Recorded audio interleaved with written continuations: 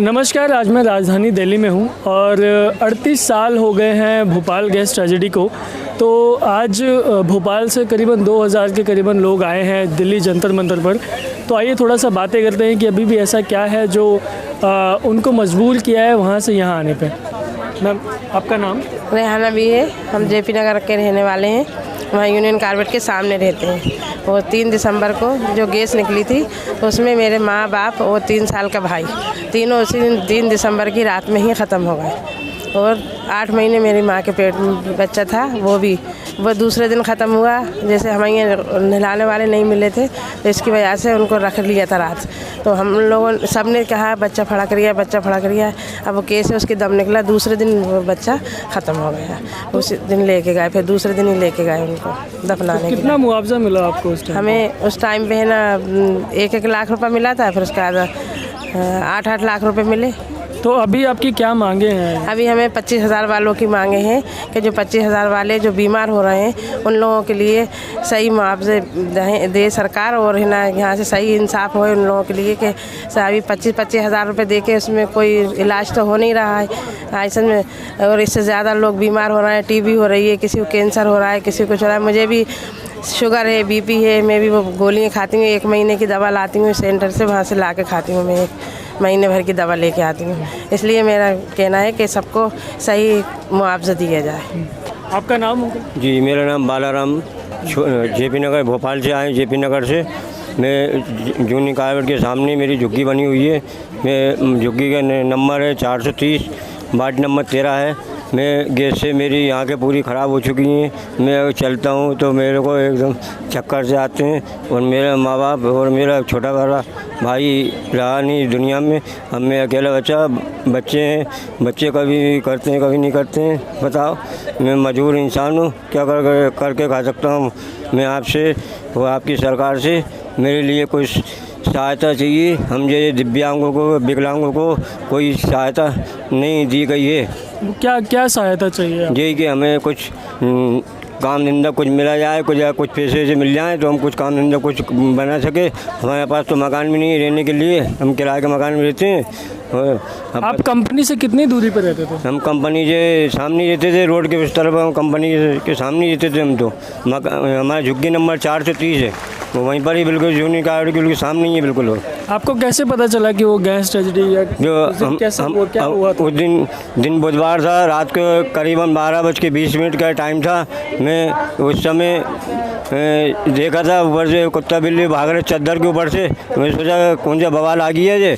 ऊपर से देखा तो फिर घर से बाहर निकल के देखा था तो उधर पे देखा था कि कोई मिर्ची जला रहा है, क्या कर रहा है। तो एक मिर्ची वाला बगल में भी रहता था, उसको घर में जाके देखा था। वो तो कहले भैया मेरे घर में कुछ भी नहीं है। थोड़ी देर बाद में दिया कि सब के सब जो घर में बाहर निकल के जा रहे हैं और सबके सब पूरे मकान खाली गए। सुबह देखा तो वहाँ पे घरों घर लाशों के ढेर नज़र आए। बताइए, पूरा परिवार तो हमारे माँ बाप थे सब थे, लेकिन माँ बाप तो बचे नहीं, भाई भी नहीं बचा। अभी 2-3 भाई हैं, बस 2 भाई हैं। एक भाई को बिल्कुल मुआवजा नहीं मिला।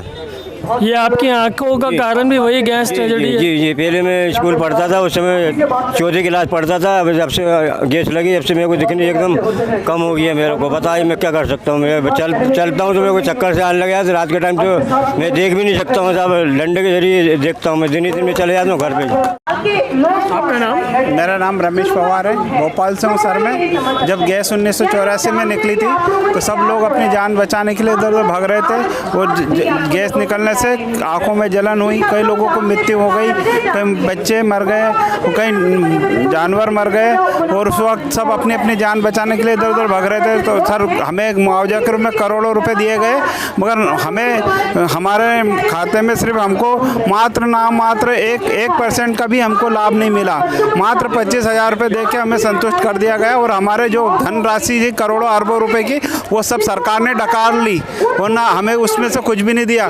आज आज हम ये इतनी यातनाएं झेल रहे हैं कि हमारे बच्चे बीमार, सब बीमार, घर में हमेशा दवा गोली रहती है। इसी वजह से कोरोना में कई हज़ारों लोग कोरोना में मर गए ये बीमारी के कारण। पहले से ही तो कमज़ोर थे, वीक थे, और ऊपर से कोरोना आया तो उससे उसके सारे लोग मर गए।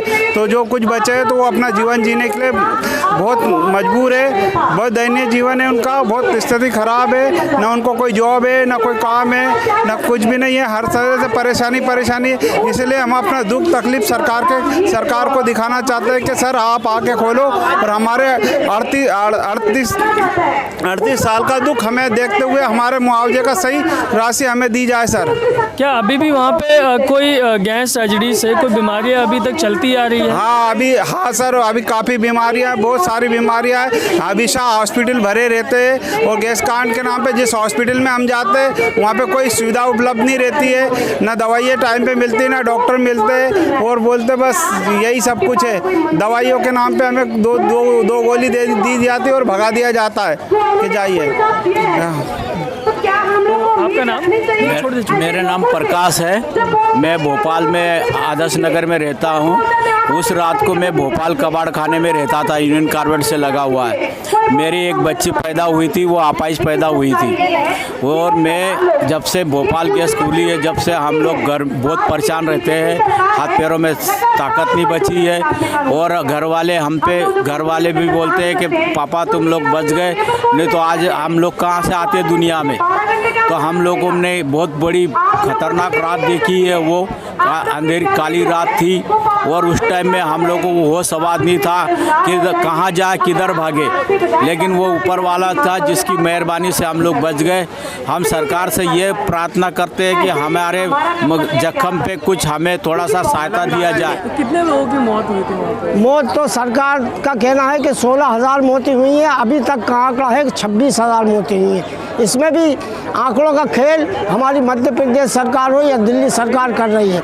इन्होंने विधवाओं को 5,200 कुछ लोगों विधवाओं को 1,000 रुपये महीना चालू करा था, और ये कहकर कि सिर्फ इतनी ही मौतें हुई हैं और बाकी किसी को गैस कांड से मौत होना माना ही नहीं। जिस तरह हमने लोगों से बात किया, और उनका सिर्फ यही दुख है कि सरकारों ने कुछ लोगों को तो मुआवजा दे दिया, मगर उनकी जान की कीमत क्या सिर्फ 25,000 है, और जबकि ये सही आंकड़े भी नहीं हैं जिनको इन्होंने मुआवजा दिया है।